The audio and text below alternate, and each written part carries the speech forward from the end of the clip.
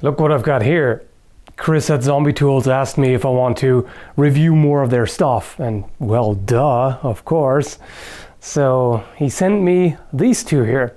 This is the Decapitan, and that one I actually forgot what it's called, but I'll link it down below in the video description. And these are interesting because they are thinner than the ones that I've reviewed so far. So they are lighter and handle a little better in my opinion.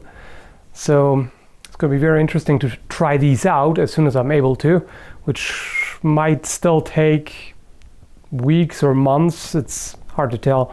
The shoulder still doesn't quite want to do what I wanted to do, but that's beside the point. So eventually I will get around to testing these. So for now, this is just going to be a first impression video. And let's look at them separately. They come with a sheath, Kydex sheath. And this one here I particularly like. Again, first impression. Take that for what it's worth. So it definitely handles like I would expect a saber of this length to handle. And it's quite nice, really.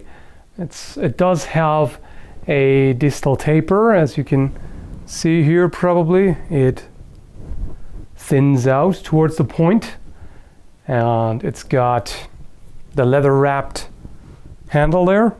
The actual handle scales underneath are steel. At least I think it's steel, metal in any case. And it's got the usual like a rough post-apocalyptic looking blade finish. Pretty neat. The guard is quite nice. This would definitely be useful for striking. It's got a slight curve to it, mostly in the upper third of the blade. If you probably can't see that too well on camera, maybe a little bit. See the curvature. This one here is actually a good example of a practical fantasy design. I mean, so is the other one, but the Decapitan is a little more similar to historical sabers, somewhat.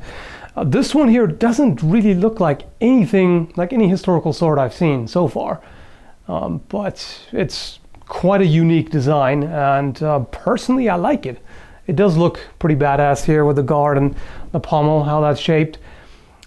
It reminds me a little bit of some Skyrim swords. You know, the Daedric stuff goes a little bit in that direction, but it's of course far more extreme than this. And this actually makes sense because right there, that pommel shape, that locks the hand in place so you don't slip off. The guard right there, it's not a very large guard, but you know, it's something. The overall shape here also is a little bit of a recurve edge that should help with slicing. So far the only thing I don't really like is the edge geometry. For a light blade like this, I personally think you really need a shaving sharp edge because you just don't have that much mass to work with in the blade, which of course in some ways is good because that means you can be very quick and maneuver it very easily without getting tired. And it is, I was going to say, it is sharp enough to cut office paper. It depends on how you hold it, but it does tear it. It's just not quite as sharp as it should be. You can hopefully see that's quite a wide edge angle, which would make it more suitable for a hatchet or axe and less so for a light blade like this. Otherwise, the first impression is very nice. It handles completely differently than the other. Oh, damn it. Did you hear that? That cracking? That's my collarbone. It's not good. So yeah, it's a lot different than the others, especially compared to something like the Reaver Cleaver with the extremely thick blade. This here is pretty thin and light, and so is this. This here is obviously heavier, longer and everything. Is it a little thicker as well? Yes, yeah, it looks like the Decapitan is also a little thicker. So this here would have more cutting power. In any case, I'm very glad to be able to review these eventually when I've recovered some more. So thank you very much, Chris, for sending them to me. I'll try to get it done as soon as possible.